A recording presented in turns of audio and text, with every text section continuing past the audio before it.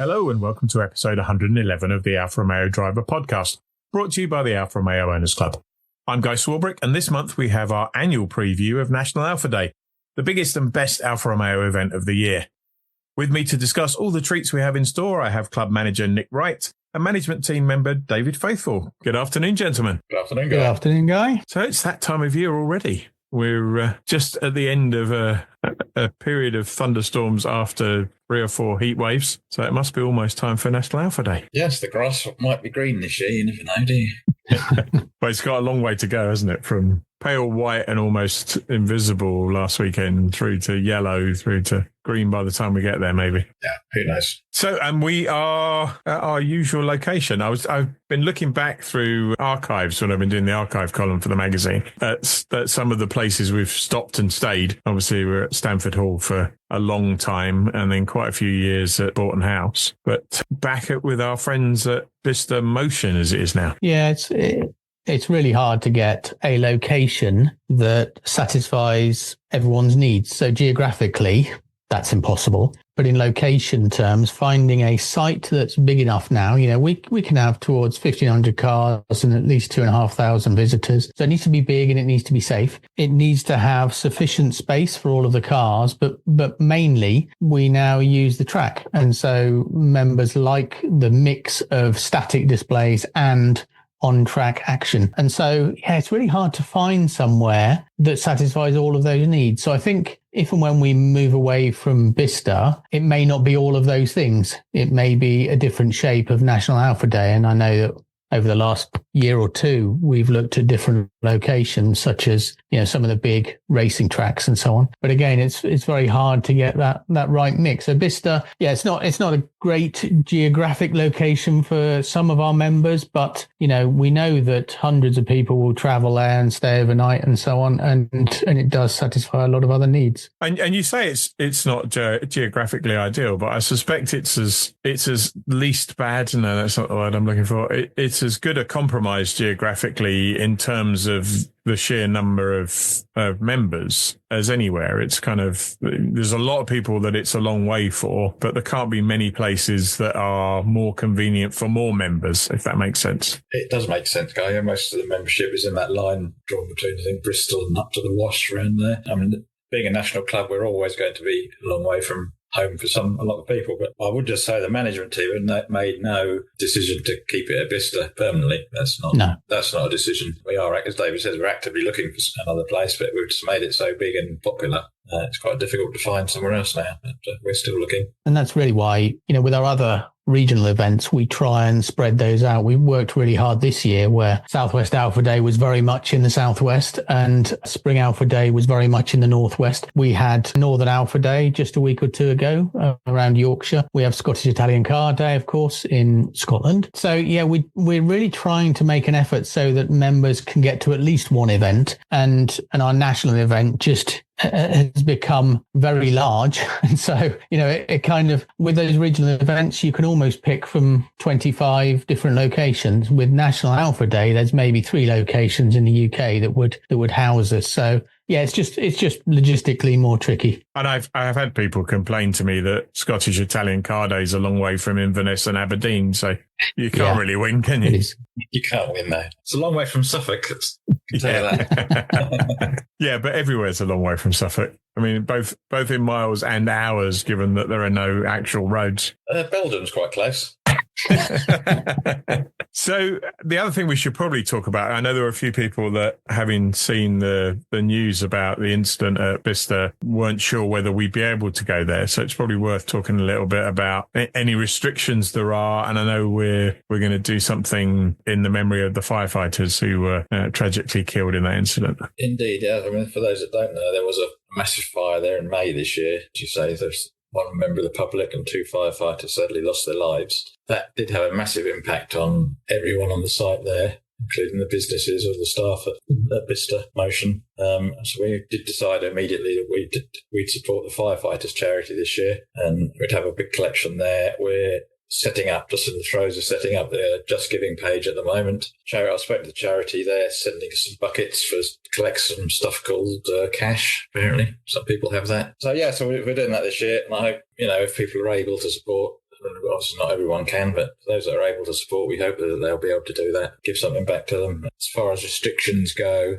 that hangar and surrounding area is still cordoned off, and there will be when our event is there. It wasn't an area we used particularly. It was just mainly a truck park and trailer park, which there are alternatives to use for that, so that's not a problem. Generally, it'll be as we were before, yeah. And in terms of, I guess if we kind of go around the site bit by bit, there's a few interesting new things being done in terms of the track parades, David. Yeah, it's again always a challenge really to get the right mix on the track, because there are so many different types of cars, and we're seeing quite a big delta between, volumes of, for example, modern Julias who arrive versus volumes of, some of the older, more classic cars. So we've tried to do a mixture of things. People will see familiarity.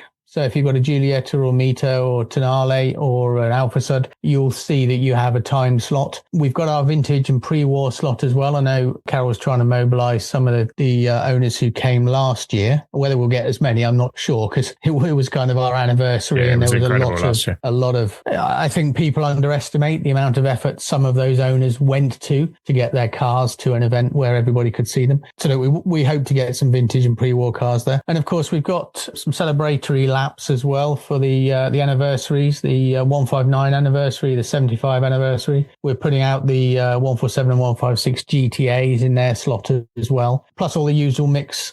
So if you've got an Alfa Sud or Sprint or a 33, you've got your slot. If you've got a Giulietta, Mito, you've got your slot. We've got the quadrifolios in a separate slot again. And we've got perhaps, people might challenge this, but we've put the Giulia and Stelvio quadrifolios on track with any junior Veloces. So it'll be an interesting mix of modern machines, as well as the new, very fast and high performing junior Veloce. So yeah, there's going to be a mixture. People will see things that, and we've reordered some of them, but people will see immediately the track slot they belong in, and people will like that familiarity. But there's 2 or 3 other slots in there that we're trying new experiments with. We're also aiming to, and I don't think this is fully confirmed, but Alfa Romeo UK are bringing along some cars to do some fast laps. So in between our published track slots, we're leaving 15-minute slots in there for Alfa Romeo for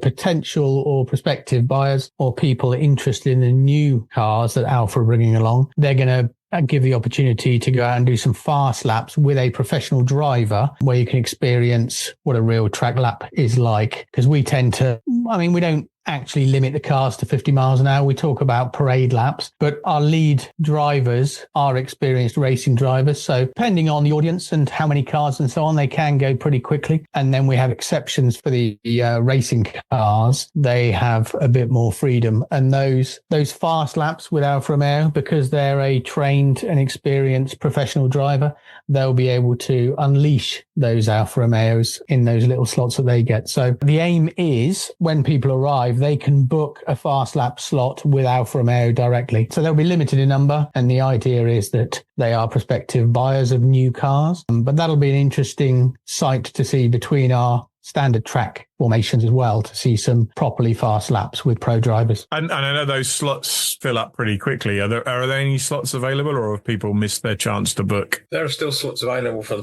some models, things like the 159, 75s, for example. There's only a couple left on those. Yeah, I think they're all in single figures, but if people are quick, they still get in there, get booked up. So the junior going around will give the noise meter a little rest as well, won't it? So. Although there'll be quite a lot of tail squeal coming from it. Yeah, I thought that, yes, before I said it. Yeah. Just a really, really important point. We're putting information in the newsletter that's going out, or will have gone out, in fact, by the time you hear this. And everybody who's booked a track slot will receive an email a week or 2 before National Alfa Day. And they must, just like last year, complete the online liability registration as well. That's not us being awkward. It is a insurance requirement of Bicester. So we're doing the same process as we did last year, which is you fill out the online, when you buy the ticket, you book your track slot, you'll separately fill out the online form. Should just take 1 minute, 2 minutes, and you do that online form for yourself and your front seat passenger. They will then, when they arrive at National Alfa Day, go up to our check-in desk, receive a wristband, and that makes the queuing process onto the track really simple. You'll just be checked that you have been allocated a wristband and you need to be wearing that. So yeah, just a note to anybody who's booked a track slot. You will get an email in the next week or so. You must fill out the online form, or Bicester will not allow you to go on their track. But yeah, we'll try and make it as slick as possible on the day, and you'll be allocated a wristband when you arrive. So there's a few slots left for that, and that's the moving part of the day. What about the shiny static bit? What's happening in terms of Concours and Show and Shine? Concours, Show and Shine entries are still open at the moment, and when this goes out, hopefully there'll still be some slots if people want to register. They must pre-register for it, so if you can't just turn up on the day. The forms are available from the website, or email me if you would like a copy. Those are both being held outside again this year. Last year we've tried moving them into the hangar, which worked well, but I think the judges prefer to see them outside, so they'll be all outside again. But yeah, those slots on those are filling up nicely. So, and just a reminder for those who haven't done either before, what's the kind of difference between full Concours and the Show and Shine competition? The full Concours is for cars that are in basically totally original condition as they would have come out of the factory. Maybe not that new, but got all the parts. I thought you were saying maybe not that bad. Yeah. I might have thought it, but yeah, so they have to be original. The Show and Shine is for cars that have been modified, basically. The standard should still be the same. Yeah, so that's the big difference to the two. And there's some pretty nice prizes for the Concours as well, isn't there? Sponsored by some old friends of ours. There is indeed. Mark Knight and Revive Detailing Products. They're coming along again this year in person, and they're going to sponsor the prizes for the Concours, which was a nice thing to receive, as well as our shiny trophies from the club, of course. It always seems slightly ironic that the ones who don't need the detailing products get them given as prizes for their shiny cars, but I'm sure they're the people who are guaranteed to use them, I guess. Indeed. Yeah. So if they're not in the hangar, what's in the hangar this year? We've got a site visit there next week as I speak, which will happen by the time this goes out, I guess. But we're possibly looking at putting the SUDs in there, the 159s for their anniversary, the modified cars, Ragazzi, and the Alfa Female. Those are the target cars to go in there. Again, if the weather's inclement, as I said last time, first thing I'll be moving in there out of the rain will be my gazebo. So that's the covered display. What's in the square outside in front of the, I think lovingly, affectionately referred to as rusty hangar doors? Rusty hangar doors this year will be housing the 75s, so the 40th anniversary this year. So. I am definitely not going anywhere near rusty hangar doors and 75s. No, stay clear of that one. But the registrar Nick Suit is getting those together. It'll be galvanising the hangar doors to match the cars, I think. You've got near it now, haven't you? And I can never remember what it's called, the technical area. We got the same kind of cut-off as we have had in the past in terms of car ages for in the field and in between the buildings. We have, yes, got the same cut-offs, mainly because the 916s will be the next logical one to join in that technical area are far too numerous and the club door put in there, so which is a good thing. But so they will all be out on the airfield with all the more modern stuff again. Yeah, maybe we'll move those in over a couple of years. We'll move all the Zoe yellow ones the first year. Right. Or no, maybe all the other ones the first year, and then Zoe yellow ones the year after. There's more yellow than there is anything these days. I think, by the way, I think we call it the engineering quarter. I think that's what we call it. But I'm not sure if we always remember to call it that, to be fair. So we talked about the cars, the featured cars in that area, but that's a big space and the kind of main focal point for the event. So what else is around and about in front of the two hangars? We'll have, as we mentioned earlier, Alfa Romeo UK will be there, not only with the juniors, their team will be there to answer any questions you have on the current range or otherwise. Pirelli will be sending their F1 simulator again, which always goes down very well at that event. They've very kindly, again, offered us a free set of tyres, up to £1,500, for which we'll be holding a prize draw for every member there to be an AROC member. And someone will be going home with a voucher for that. Even Stelvio quad tyres don't weigh £1,500, do they? Well, No, they can be for an Alfa. If you have a daily car that's not an Alfa, you can use it for that. So yeah, that's very generous of them to provide that again. We have the band playing, of course, again, keeping us entertained. There'll be slots in between the music. There's a Mr. J. Griffiths who'll be doing interviews on the microphone. Some again. karaoke.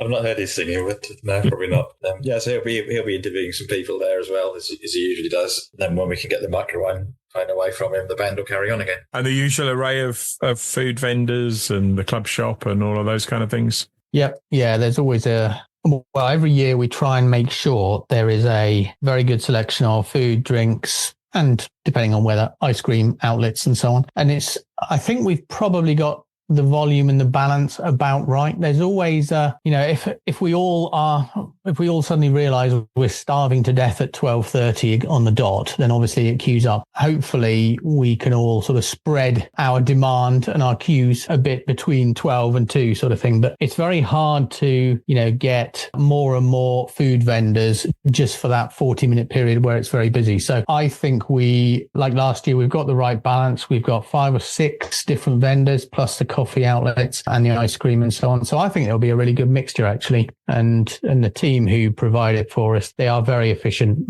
and not horribly expensive as you find at some event. Yeah, I was just going to say, I was at a music festival over the weekend and paid 42 quid for 2 kebabs. So it's all very reasonably priced. Yes. In terms of the main display area, the field area, usual parking by model there? Yep, that's definitely the plan. As always, we're sort of splitting that field into moderns and modern classics. The registrars will all be helping with parking and so on. So I think if you're part of a model register, whether that's online on the forum or on a Facebook group, it's certainly worth just reaching out and making sure that you're up to date with the plans that your registrar has for the parking. But in any event, our absolute aim is to do model parking. That does get trickier every year with some of those cars. 916s are always very high in volume, Giuliettas, Mitos, and so on.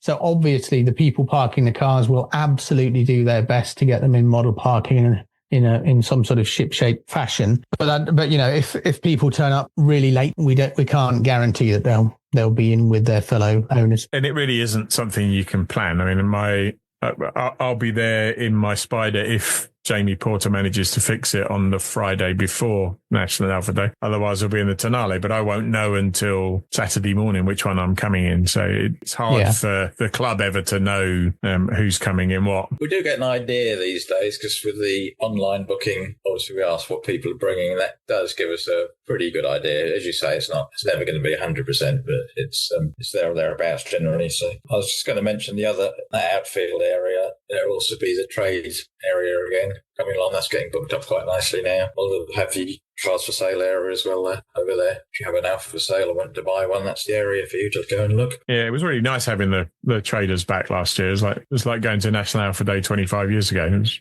excellent. I guess the other area that we always get really good feedback on, and it's a small number of it's not a small number of club's members. It's the smaller members of the club, the children's area. Yeah. And look, we've tried to, the feedback from the last few years has been, it was absolutely brilliant. Please don't change it. We have looked at changing it, but truthfully haven't really found any other combination that works as well, that covers all the age ranges of the children. So yeah, anybody who's been before will know we have go-karts, which is for ages 4 to 10. That sort of age range. We have the ride-on toys for toddlers, and that's a combination of push-alongs and ride-ons and so on. We have a manned team, experienced professionals who are there to support people with young families. And the beauty of those two environments is we always put them closely together. So families with young children can actually sit down and either enjoy their lunch or just take a rest, just have a bit of time while the kids are entertained. And we'll have our face painting there as well. I think last year, I want to say, I don't think I'm making this up, the face painting lady, I'm sure she said she did just over 200 face paints at our last National Alfa Day. And obviously some of the smaller children take much longer than some of the adults, but there were a lot of adults who had their faces painted. So look, that's pushing 10% of the people who are there. Yeah, I'm not sure if that was exaggerated, but I also think a lot of people, went back for seconds. I know that a young family I spoke to, they went to the face painting about 5 times because their kids wanted to just keep changing it or wiped it off or what have you. So anyway, look, whatever the number, there's a young lady who goes by the trade name of Bicester Face Painting, which is very apt. She's really, really good. She's brilliant with kids. She's nice with adults too, if you want to get, a clover leaf painted on your forehead. But she will be working all day long and she works like a trooper. But again, so there'll be that one close-knit area where you've got go-karts, you've got the ride-alongs and sit-on toys, and you've got the face painting lady. And they're all in the safety zone because remember, at 11 a.m., we close off that show zone area to cars. We don't allow cars through there. So it does become a sort of a safety area where parents can take their children and keep them occupied. And it's right opposite the food and drink stands as well. So, and as always, we hire in 100 or so deck chairs, and they've proved very popular because they're both comfortable and mobile. So we encourage people that whilst we do lay out some deck chairs, near the band and so on, if people see a couple of deck chairs and they want to set up a little picnic area for their family, do take the deck chairs. Just be careful not to get your fingers trapped in them. I've reached that age where they're comfortable when you're in them, but almost impossible to get in and out of. Yeah, I mean, we need winching equipment perhaps for next year, but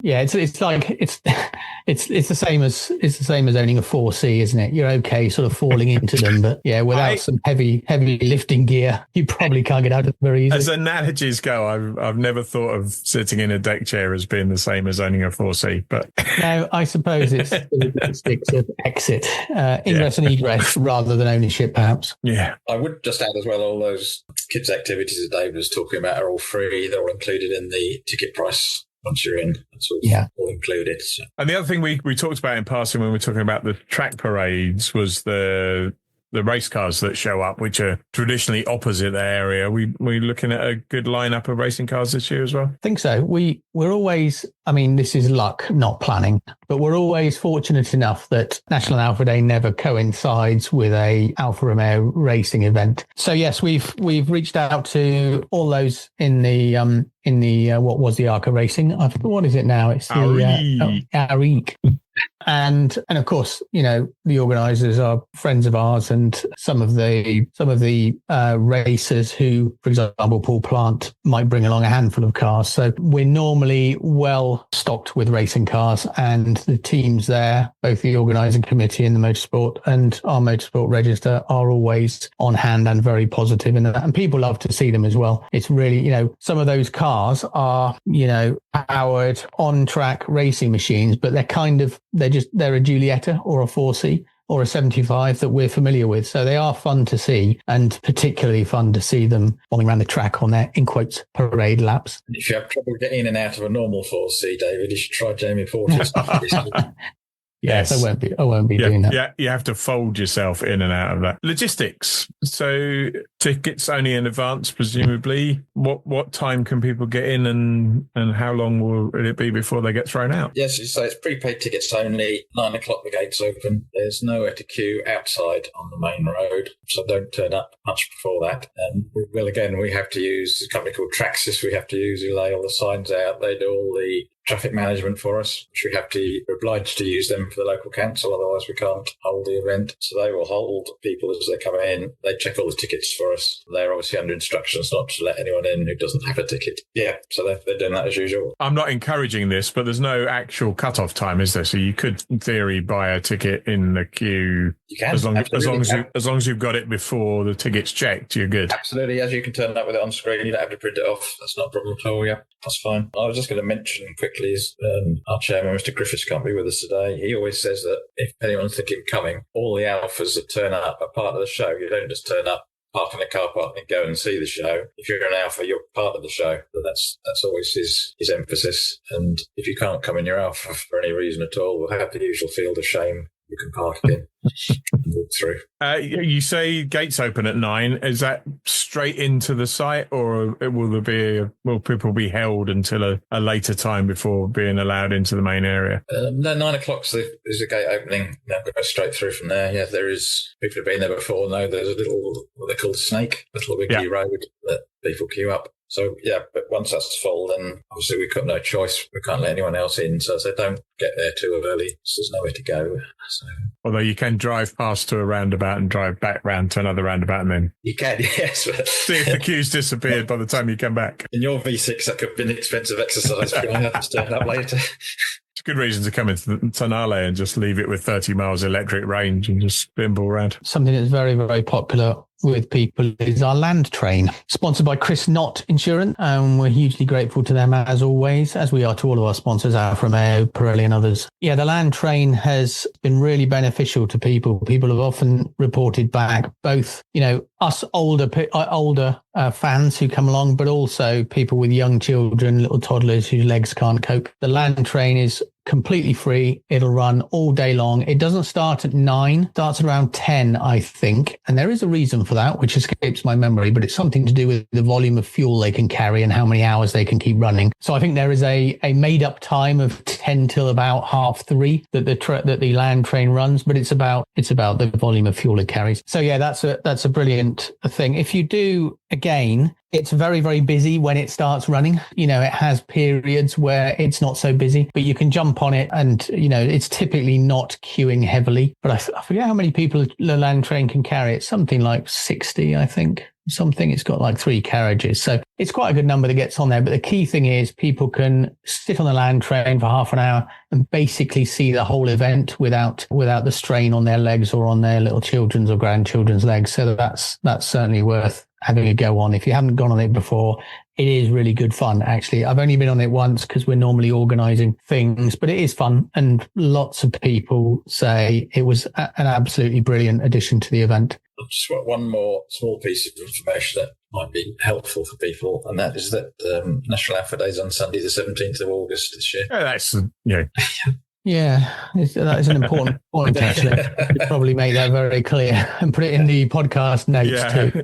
Yeah, I might even put that in the introduction, and then your reminder will look like we already knew. Yeah. One just quick word, particularly for those with young families. We obviously have on-site paramedics and on-site fire crews as well. So they are absolute professionals, and they are available from anything from a grazed knee to something more. So yeah, if anybody needs any sort of medical assistance, they'll be in the central show zone. You'll be able to see them. They have an ambulance, they have a fire truck, or any cause for concern at any point during the day. There's dozens and dozens of us with high-vis vests, and we all have radios. So you can go to someone with a high-vis vest, raise a concern. We will radio it through, and the paramedics and the fire crew also have the radios and are in contact with us too. So yeah, safety obviously paramount for everybody, but it's more of just an awareness thing. If you hurt yourself or you fall over, or even if your kid falls off of a go-kart, you can simply either raise it to one of us with a high-vis vest or make your way over to the paramedics. There's a couple of other things happening around about that time, which will be too late for the next podcast. So the weekend before, I think, is Festival Italia, isn't it? It is, yeah, Festival Italia at Brands Hatch. We have an area for the main club, 50 cars that sold out. Section Kent have their own area as well next door. That's 50 cars, so that's 100 cars we've got, and that's all completely sold out. And I know some of the model registers have their own little areas as well, so it's going to be a busy day. There's always far more Alfa Romeos there than any other cars. So, yeah, that should be a good day. And then the weekend after, we have the Silverstone Festival. It used to be the Silverstone Classic.